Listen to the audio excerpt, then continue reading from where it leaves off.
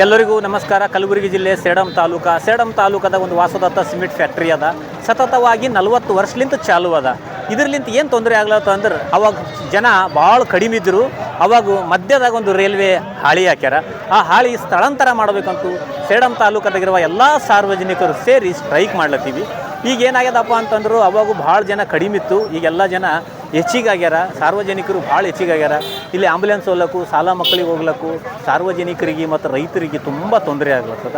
ಅದ್ರ ಸಲಕ್ಕಾಗಿ ಸಂಬಂಧಪಟ್ಟ ಅಧಿಕಾರಿಗಳು ಎಚ್ಚೆತ್ತುಕೊಂಡು ಆದಷ್ಟು ಬೇಗ ಈ ರೈಲ್ವೆ ಹಾಳಿ ಸ್ಥಳಾಂತರ ಮಾಡೋದ್ರಿಂದ ಎಲ್ಲ ಸಾರ್ವಜನಿಕರಿಗೂ ಅನುಕೂಲ ಆಗ್ತದಂತ ಸಮಸ್ತ ಸೇಡಂ ತಾಲೂಕದಲ್ಲಿರುವ ಎಲ್ಲ ಸಾರ್ವಜನಿಕರು ಸೇರಿ ಸ್ಟ್ರೈಕ್ ಮಾಡುತ್ತಿದ್ದಾರೆ.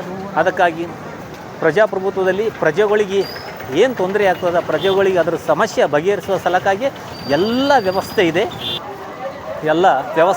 ಅದಕ್ಕಾಗಿ ಅನುಕೂಲ ಮಾಡಿಕೊಡಬೇಕು. ಏನು ಸಂಬಂಧಪಟ್ಟವರು ಇರ್ತಾರಲ್ಲ ಆದಷ್ಟು ಬೇಗ ಈ ರೈಲ್ವೆ ಹಾಳಿಯನ್ನು ತೆಗೆದು ಸಂಪೂರ್ಣ ಸಾರ್ವಜನಿಕರಿಗೂ ಒಳ್ಳೆಯ ವ್ಯವಸ್ಥೆ ಮಾಡಿಕೊಡಬೇಕೆಂದು ನಮ್ಮೆಲ್ಲರ ಮನವಿ ಇದೆ.